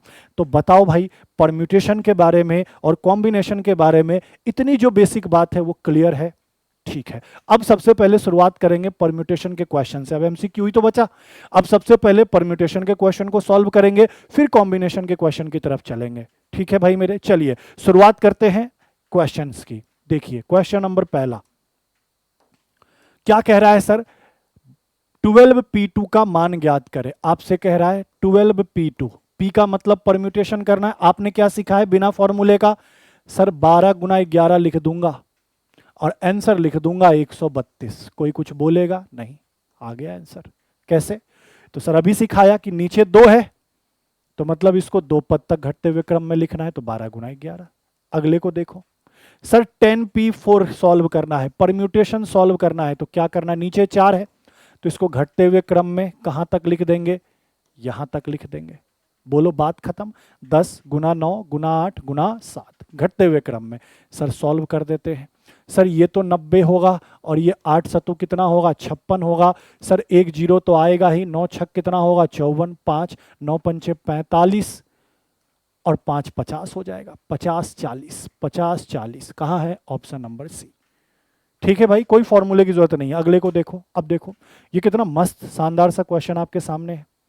अब देखो पढ़ो तो मजा आएगा, बिना पढ़े तो कुछ समझ में नहीं आया, देख के तो हार्ड लग रहा हो लेकिन बहुत आसान है। कैसे, तो सिखाता हूं।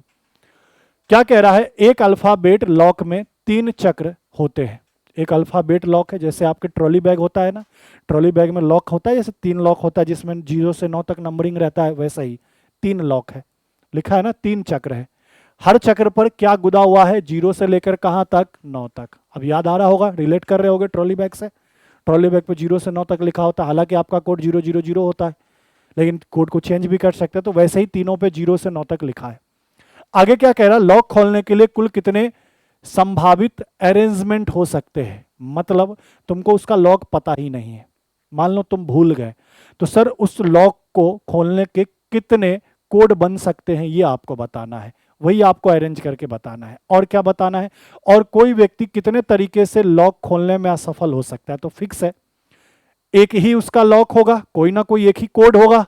तो सर जितने भी टोटल अरेंजमेंट बनेंगे उसमें से उस एक कोड को घटा दूंगा तो बाकी जो मेरे पास नंबर आएगा उतने ही में तो असफल होगा। बोलोगे जी सर। तो ये तो बात की बात है। सबसे पहले हम देखते हैं कि सर ये पहला वाला है, ये दूसरा वाला है और ये तीसरा वाला, इस तरीके से 3 पॉइंट होगा। ठीक है सर।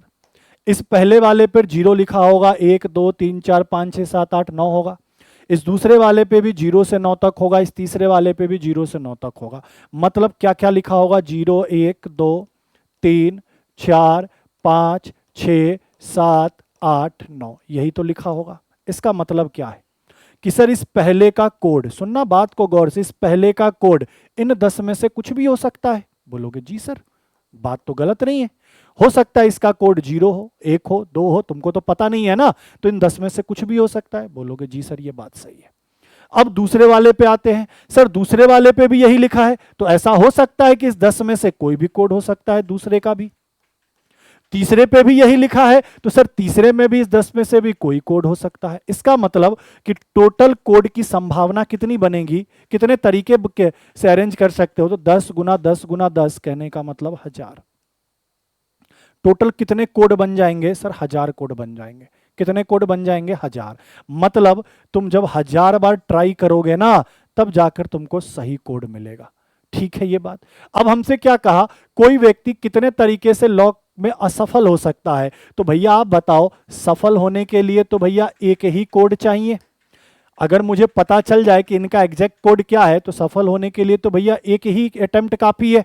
और टोटल अटेम्प्ट कितने हैं, 1000। तो असफल कितनी बार हुआ, फेल कितनी बार हुआ, ये हिंदी क्यों लिखता हूं मैं बार बार, फेल कितनी बार हुआ, तो आपने कहा 1000 में से एक सफल वाले को हटा देंगे तो 999 बार वो क्या हुआ होगा, फेल। तो सही उत्तर क्या होगा कि सर टोटल कितने कोड बन सकते हैं, तो 1000। 1000 में से एक कोड ही उसका क्या होगा, सही, तो 999 अटेम्प्ट उसने क्या लिया होगा, गलत। तो सही आंसर क्या होगा, ऑप्शन नंबर है। क्या बात समझ रहे हो, ठीक है। चलो भाई अगले को देखो, क्वेश्चन नंबर 4 क्या कह रहा है। कानपुर इलाहाबाद के बीच 7 ट्रेन जाती है, कहां से कहां सर, ये कानपुर है और कहां जाना है, ये इलाहाबाद जाना है। और कहां से कहां कितनी ट्रेन है, कानपुर से इलाहाबाद 7, तो एक ट्रेन, दूसरा, तीसरा, चौथा, पांचवा, छठा और 7वां, काउंट कर लेना, ये टोटल 7 ट्रेन जा रही है कानपुर से इलाहाबाद, ऐसा कह रहा है। ठीक है, कहने दीजिए आगे क्या कह रहा है। और 7 ट्रेन आती भी है, तो जा रहा है तो मैंने इधर एरो लगा दिया। देखो भाई अब थोड़ा सा समझना आपको होगा, जा रहा है इधर से इधर, तो जिधर एरो है, तो मैंने कहा ये वाली जो ट्रेन है ये कानपुर से कहां गई, इलाहाबाद। अब इलाहाबाद से यहां भी 7 ट्रेन आती है, ठीक है भाई, तो आने दो। तो सर एरो इधर की तरफ लगा देता हूं, तो ये इलाहाबाद से कानपुर की तरफ ट्रेन आ रही है। बोलोगे जी सर। पता लगा है कि कोई व्यक्ति कितने तरीके से इलाहाबाद से कानपुर जा सकता है, मतलब इलाहाबाद से मुझे कानपुर जाना है तो कितने तरीके से जा सकता है, अगर उसे ट्रेन से वापस नहीं, उसी ट्रेन से वापस नहीं आना है, अरे भाई उसी ट्रेन से वापस नहीं आना है, तो जिससे वह गया था, तो बताओ मुझे, अगर कानपुर से इलाहाबाद जाता, सोच के देखो जरा एक बार, हमसे कहां जाने की बात कर रहा है, हमसे कह रहा है इलाहाबाद से कानपुर वापस आ सकता है, अगर उसे उसी ट्रेन से वापस नहीं आना है। ठीक है ये बात। तो मुझे एक बात बताओ, अगर मैं इलाहाबाद से कानपुर जाता तो मैं इन 7 में से कोई भी ट्रेन से चला जाता, जी सर जा सकता था हमसे। तो जाने के कितने रास्ते थे सर, 7। यहां से यहां जाने के कितने रास्ते हैं, 7। हो सकता है मैं इस ट्रेन से चला जाऊं, हो सकता है इससे चला जाऊं, तीसरी से, चौथी से, 5वीं से, छठी से, 7वीं से, 7 में से किसी ट्रेन से जा सकता हूं। ठीक है, आने की बात होगी तो सर जिस ट्रेन से यहां गया उस ट्रेन से रिटर्न नहीं आऊंगा। मैं थोड़ी देर के लिए मान लेता हूं कि इस वाले ट्रेन से गया हूं, मैं थोड़ी देर के लिए मान लेता हूं कि इस वाले ट्रेन से गया हूं, तो इस ट्रेन से मैं रिटर्न नहीं आऊंगा। तो आने के कितने रास्ते होंगे, 1 2 3 4 5 6, तो मैं कहूंगा कि टोटल कितने रास्ते हो गए, तो आपने कहा 7 6 42, और यही अपने क्वेश्चन का क्या है, आंसर। यही अपने क्वेश्चन का क्या है, आंसर।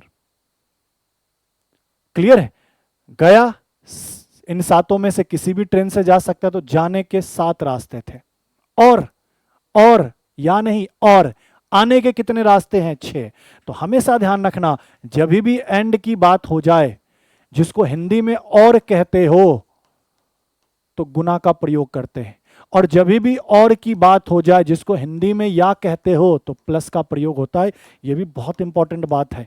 ये एंड और का कॉन्सेप्ट है जो कि क्लास में पढ़ाया जाता है।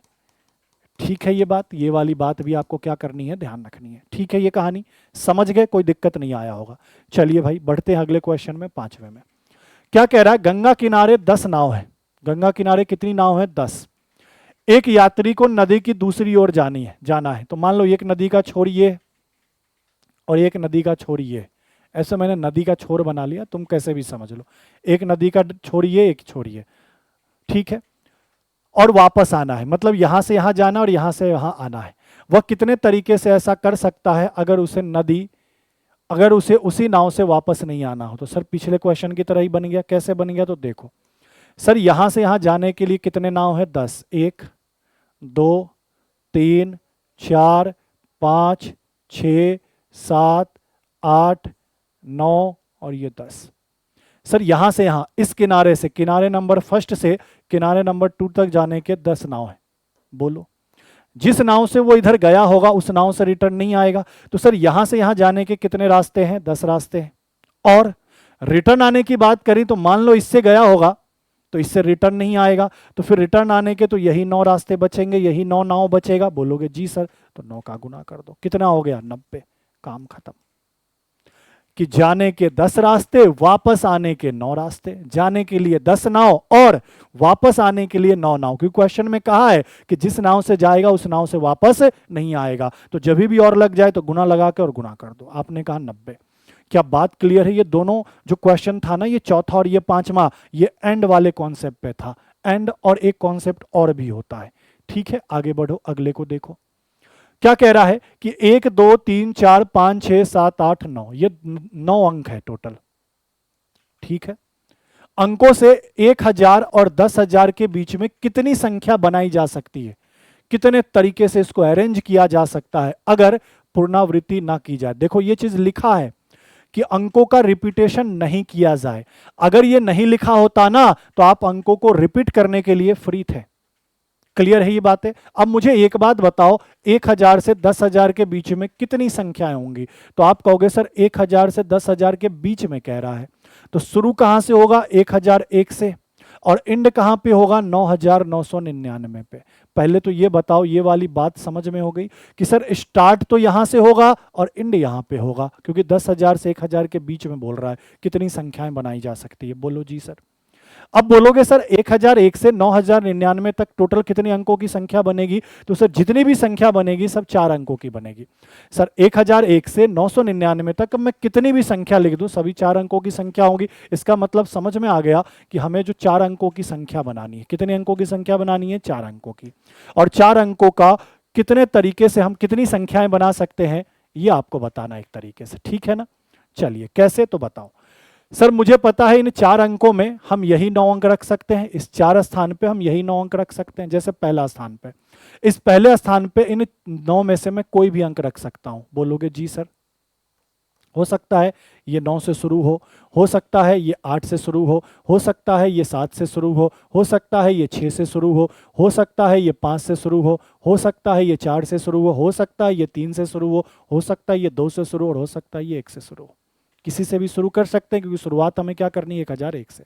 तो यहाँ 9 के 9 में से कोई भी अंक डाल सकते हैं। हो सकता है इन 9 में से कोई भी एक अंक यहाँ डाल दिया, अब उसको वापस रिपीट नहीं करेंगे। तो अगले स्थान पर कितने अंक रख सकते हैं, 8। अब इस 8 अंक में से कोई भी एक अंक यहाँ पे रख दिया तो अगले स्थान पर टोटल कितने अंक रख सकते हैं, 7। अब इन 7 अंकों में से कोई अंक एक यहाँ रख दिया तो अगले स्थान पर कितने अंक रख सकते हैं, 6। क्या ये वाली बात क्लियर है, हाँ या ना।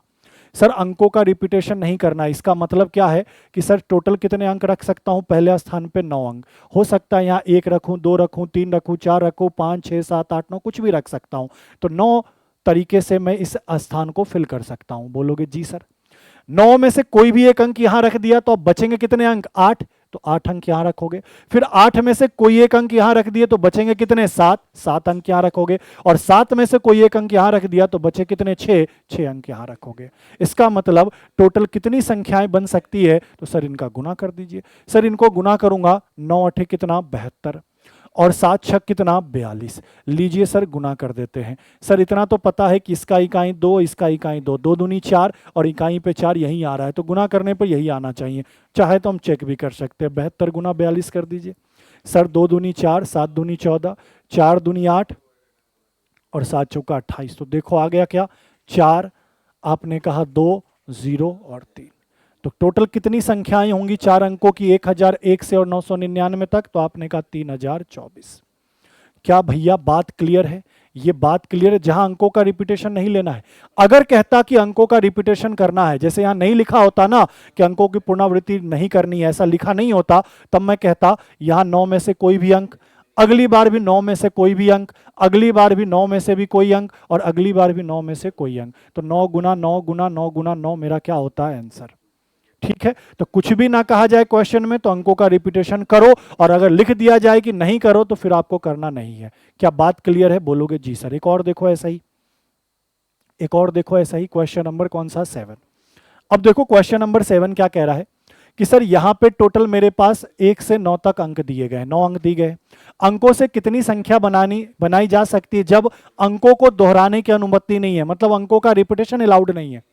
और कितने अंकों की संख्या बनानी है? 4 अंकों की, वही वाली बात, 1 2 3 4। अब 4 अंकों की संख्या बनानी है, ठीक है। तो शुरुआत के स्थान पर इन 9 में से मैं कोई भी एक अंक रख सकता हूं। बोलोगे जी सर। अगली बार चूंकि अंकों का रिपीटेशन नहीं है तो इन 9 में से कोई एक रख दिया तो अगली बार कोई 8 ही रख पाऊंगा।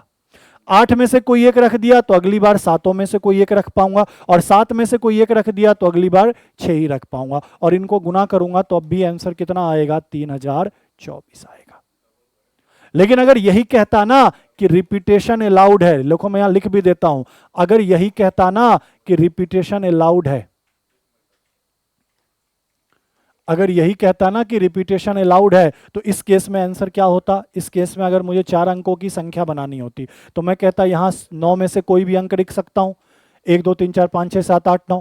अगली बार रिपीटेशन अलाउड है तो भी 9 में से कोई अंक, फिर 9 में से कोई अंक और 9 में से कोई भी एक अंक, सबको गुना कर लेता। ये 81 गुना 81 जो आता वही मेरा आंसर। 81 गुना 81 क्या होता? तो सर 81 का स्क्वायर क्या होगा? तो बताओ सर क्या कर सकते हैं? 19 कम है 100 से, 100 से 19 कम है तो 19 का स्क्वायर कितना होता है? 361, तो 61 लिख दिया। और 81 में से अगर मैं 19 घटा दूं तो आपने कहा ये 2 हो गया, 7 में से घटाओगे 6 और यहां पे हासिल कितना 3, तो 65 61। बाकी गुना करके आप एक बार चेक कर लेना, 65 61 होगा। ठीक है ये बात। तो रिपीटेशन अलाउड होता तो ये, रिपीटेशन अलाउड नहीं है तो ये। और देखो ऐसे हो तो अब ये थोड़ा सा अलग है। क्या कह रहा है? आपको अब वर्ड दे दिया, एक शब्द दे दिया, इसमें अल्फाबेट कितने हैं? तो 1 2 3 4 5 6 7 8, 8 अल्फाबेट से ये एक वर्ड बना है। और कह रहा है इस वर्ड के अक्षर से कितने शब्द बनाए जा सकते हैं अगर उस वर्ड की शुरुआत सी से करूं और एंड किससे करूं? वाई से। क्या बात समझ रहे हो क्या कह रहा है? सर देखो कोई एक शब्द दे दिया जाएगा और उससे बोलेगा कि सर कितने अक्षर बनाए जा सकते हैं, कितने वर्ड बनाए जा सकते हैं, अक्षर नहीं कितने वर्ड बनाए जा सकते हैं। ठीक है, तो आपने ये कहा कि सर एक वर्ड मुझे दिया है, क्या दिया है? ये कॉर्टेसी। इसमें कितने अल्फाबेट है? तो आपने काउंट किया 1 2 3 4 5 6 7 8, तो 8 जगह लिख दो, 1 2 3 4 5 6 7 8। अब कंडीशन क्या कहा कि जो भी वर्ड बनेगा ना वो शुरू किससे होना चाहिए? सी से। मतलब यहां पे सी क्या है? फिक्स है। और जो भी वर्ड बनेगा वो एंड किससे होना चाहिए? वाई से। मतलब यहां पे वाई क्या है? फिक्स है। अब सर ये दोनों स्थान तो फिक्स है, इसको हम चेंज नहीं कर सकते। तो मेरे पास अब कितने स्थान बचे? सर ये 6 स्थान बचे। अब इन्हीं 6 स्थान में इधर उधर अदला बदली किया जा सकता है और वर्ड्स बनाए जा सकते हैं। इतना तो फिक्स है कि जो भी वर्ड बनाऊंगा उसके शुरुआत में सी होना चाहिए और लास्ट में वाई होना चाहिए। तो सी और वाई को छेड़ नहीं सकते, इसके अलावा और बाकी सबको छेड़ सकते हैं। ठीक है, तो सी और वाई हटाओ। अब इसके अलावा कितने अल्फाबेट बचे? तो आपने कहा 6। तो इस पहले या दूसरे स्थान पर 6 में से कोई भी अल्फाबेट रख सकता हूं मैं? बोलोगे जी सर। 6 में से कोई भी अल्फाबेट में रख सकता हूं? बोलोगे जी सर। अगले पे अगर 6 में से कोई एक रख दिया तो अगले पर फिर क्या रखूंगा? 5 में से कोई एक, फिर अगले में 4 में से कोई एक, फिर अगले में 3 में से कोई एक, फिर अगले में 2 में से कोई एक और अगले में कितना? 1। क्या बात समझे कि ये 6 अल्फाबेट, सॉरी ये 6 मेरे पास क्या बचे? अल्फाबेट बचे। इनमें से मैं कोई भी एक रख सकता हूं। जैसे मान लो मैंने ओ रख दिया, तो अब मेरे पास कितने बचेंगे? 5। तो इन पांचों में से कोई एक रखूंगा। मान लो मैंने यू रख दिया, तो बचेंगे कितने? 4। अब इन चारों में से कोई एक यहां रख दिया, फिर कितने बचे? 3। इन 3 में से मान लो कोई एक रख दिया, तो फिर कितने बचे? 2। इन 2 में से कोई एक रख दिया, तो फिर कितने बचे? 1। तो सर कितने तरीके से वर्ड, कितने वर्ड्स बनाए जा सकते हैं? तो इनको गुना कर लो। तो आपने कहा सर 1 गुना 2 गुना 3 गुना 4 गुना 5 गुना 6, ये फैक्टोरियल 6 दिख रहा है क्या? बोलोगे जी सर, और यही अपना आंसर। बोलो हाँ या ना। इसको करने का दूसरा तरीका एक ये भी था, पूरा समझा देता हूं कि सर 8 अल्फाबेट है, ठीक है, शुरुआत पे सी फिक्स करना है, लास्ट में वाई फिक्स करना है। उसके बाद मुझे पता है कि मेरे पास कितने स्थान बचे? से 6, 1 2 3 4 5 6। तो मेरे पास 6 स्थान बचे। इस 6 में मुझे कितने अल्फाबेट डालने हैं? तो आपने कहा सर सी और वाई तो फिक्स है, तो बचे कितने? 6। तो 6 ही पुट करने हैं। और मुझे बताओ 6p6 मतलब यही तो है सर NPN, और NPN क्या बताया था? Factorial n। तो n की जगह 6 है, तो आंसर डायरेक्ट क्या कहता? 6 फैक्टोरियल। दोनों में से कैसे भी कर सकते हो, आपकी इच्छा। क्लियर है? आप देखो कितने स्थान बचे हैं यहाँ पे? 6। 6 में कितने अल्फाबेट मुझे पुट करने हैं? तो आपने कहा कितने अल्फाबेट मुझे अरेंज करने हैं? तो आपने कहा सर 6 ही अरेंज करने हैं। 6 ही अल्फाबेट तो अरेंज करने हैं यहाँ पे इस 6 स्थान में। बोलोगे जी सर। तो 6p6 क्या होता है? फैक्टोरियल 6। ठीक है, और देखो अगर कोई हो जाए तो, जैसे ये देखो, अब ये तो ठीक है, चलिए ये देखो, उसके बाद वर्ड्स वाले से होंगे। देखो यहाँ पे कितने अंक दिए गए? 6 अंक। 0 1 2 3 4 5, ये टोटल 6 अंक है। 6 अंकों की मदद से 4 अंकों वाली संख्या बनानी, और लिखा है दोहराने की अनुमति ना हो। अंकों को दोहराना नहीं है, रिपीटेशन अलाउड नहीं है। कितने अंकों की संख्या बनानी है? 4 अंक। तो 1 2 3 4 अंक। अब एक बात बताओ, इस पहले स्थान पर अगर मुझे 4 अंकों की संख्या बतानी है, तो इनमें से क्या नहीं लिख सकता हूं? पहले स्थान पर 0 लिख सकता हूं क्या? नहीं, क्योंकि अगर मैंने कहा ये, तो क्या ये एक 4 अंकों की संख्या है? नहीं सर, ये एक 3 अंकों की संख्या है। तो 0 कभी भी पहले स्थान पे नहीं आ सकता। इसका मतलब पहले स्थान पर इन पांचों में से ही कोई आएगा। बोलोगे जी सर। तो आपने कहा इन पांचों में से कोई भी एक मान पहले स्थान पर रखा जा सकता है। ठीक है, थोड़ी देर के लिए मान लो यही रखा गया होगा 4। तो अब मेरे पास कितने अंक बच गए? 1 2 3 4 5। अब दूसरे पे तो मैं 0 रख सकता हूं, तो सर दूसरे पर भी मैं कितने को रख सकता हूं? तो आपने कहा 5 अंक में से कोई भी एक। मान लो थोड़ी देर के लिए यहां पे 5 रखा होगा, तो अब मेरे पास कितने बचे? 4 अंक। तो यहां 4 में से कोई भी एक रख सकते हैं। मान लो थोड़ी देर के लिए यहां 1 रख दिया होगा, तो बचे कितने अंक? यहां 3 में से कोई भी एक अंक रख सकते हैं। तो मैंने कहा इसको फिल करने के 5 तरीके, इसको फिल करने के 5 तरीके, इसको फिल करने के 4 तरीके, इसको फिल करने के 3 तरीके, क्योंकि क्वेश्चन में लिखा है कि रिपीटेशन अलाउड नहीं है। तो सर गुना करो। सर 25 और 4 तिया 12, 25 गुना 12 कितना होगा? 300, और यही अपने क्वेश्चन का सही उत्तर। लेकिन भाई मुझे मान लो अगर क्वेश्चन में कहता कि रिपीटेशन अलाउड है, और तब 4 अंकों की संख्या बना रहा होता, तो देखो ध्यान देना, गड़बड़ मत कर देना, क्योंकि मैं सब पढ़ाना चाहता हूं। कि मैं क्या कहता कि सर पहले पे तो 0 नहीं आता, तो पहले तो पांचों में से कोई भी एक आ जाता, इन पांचों में से। अब दूसरे की बात करें, तो दूसरे पे सर 0 आ सकता है, और इन पांचों में से भी कोई आ सकता है, क्योंकि रिपीटेशन तो अलाउड है। तो 6 में से कोई भी एक लिख सकते हैं। अगले पे भी 6 में से कोई भी एक ले सकते हैं। अगले पे भी 6 में से कोई भी एक ले सकते हैं। तो गुना कर दूं, 6 पंचे 30, और ये 36, 36 का 3 गुना 108 और 1 0। तो अगर रिपीटेशन अलाउड होता तो कितने तरीके से? तो आपने कहा 1080 तरीके होते, और यहां रिपीटेशन अलाउड नहीं है, तो कितने होंगे? 300। क्या कहानी क्लियर है? ये वाली बात आपको ध्यान में रखनी है कि रिपीटेशन अलाउड है या नहीं है। अलाउड का मतलब ये है कि अगर यहां मान लो 5 रखा, तो यहां भी 5 रख सकते हो, यहां भी 5 रख सकते हो, यहां भी 5 रख सकते हो। यहां अगर 4 रखा, तो यहां भी 4 रख सकते हो, यहां भी 4 रख सकते हो, यहां भी 4 रख सकते हो। और अलाउड नहीं होने का मतलब कि अगर एक बार तुमने 4 रख दिया, तो फिर तुम 4 यूज नहीं कर सकते। क्लियर है यहां तक की कहानी? तो आज की क्लास यहीं पे समाप्त करते हैं। मैंने पूरा बेसिक समझाया परम्यूटेशन और कॉम्बिनेशन का। उसके बाद फिर आपको क्वेश्चन नंबर 9 तक सॉल्व भी करवा। अभी बहुत सारे क्वेश्चन बचे हैं, जिसको अगले सेशन में आप क्या करेंगे? कंप्लीट। आज बेसिक बेसिक पढ़ लिया, अगली क्लास में सिर्फ और सिर्फ क्वेश्चन को क्या करना है, कैसे हैंडल करना है, ये सीखना है। ठीक है, चलिए मिलते हैं आपसे अगली क्लास में। आज के लिए इतना ही। थैंक यू, धन्यवाद।